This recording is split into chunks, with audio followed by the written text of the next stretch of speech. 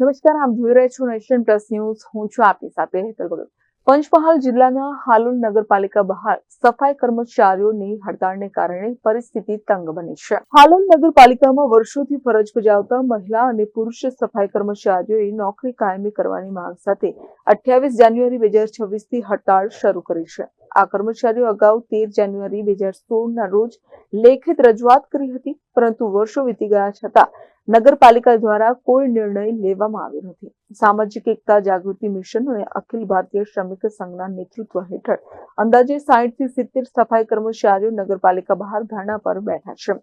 RTI દ્વારા મળેલી માહિતી મુજબ નગરપાલિકામાં વર્ગ 4 થી 67 જગ્યાઓ ખાલી હોવા છતાં સફાઈ કર્મચારીઓને કાયમી કરવામાં આવતા નથી તેવો આક્ષેપ કર્મચારીઓ દ્વારા કરવામાં આવ્યો છે.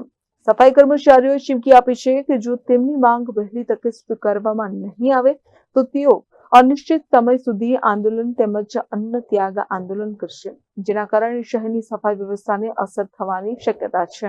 જય ભીમ. આજે અમે આંદોલન કરી રહ્યા છીએ. 13/1/2026 ના રોજ હાલોલ નગરપાલિકાના ચીફ ઓફિસરશ્રીને લેખિતમાં રજૂઆત કરી હતી.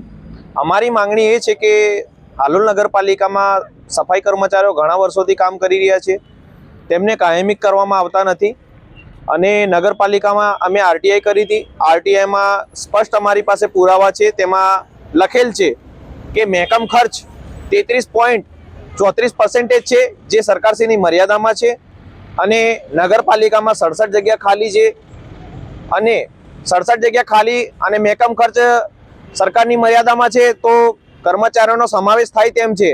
પણ તોય છતાં નગરપાલિકાના ચીફ ઓફિસર શ્રીને 15 દિવસ અગાઉ રજૂઆત કરી હતી, તેના પર કોઈ ઉકેલ કે કોઈ લેખિત રજૂઆત અમને આપેલ નથી અને અમારી માંગણી પણ એ લોકોએ સ્વીકારી નથી, જેથી આજે 28/1/2026 ના રોજ અમારે ધરણા પ્રદર્શન કરવું પડ્યું.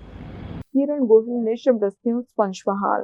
સમાચારોના સતત અપડેટ મેળવવા માટે અમારી નેશન પ્લસ ન્યૂઝની યુટ્યુબ ચેનલને સબસ્ક્રાઇબ કરો, બેલ આઇકન દબાવો અને જોડાયેલા રહો ફેસબુક, ઇન્સ્ટાગ્રામ અને ટ્વિટર પર.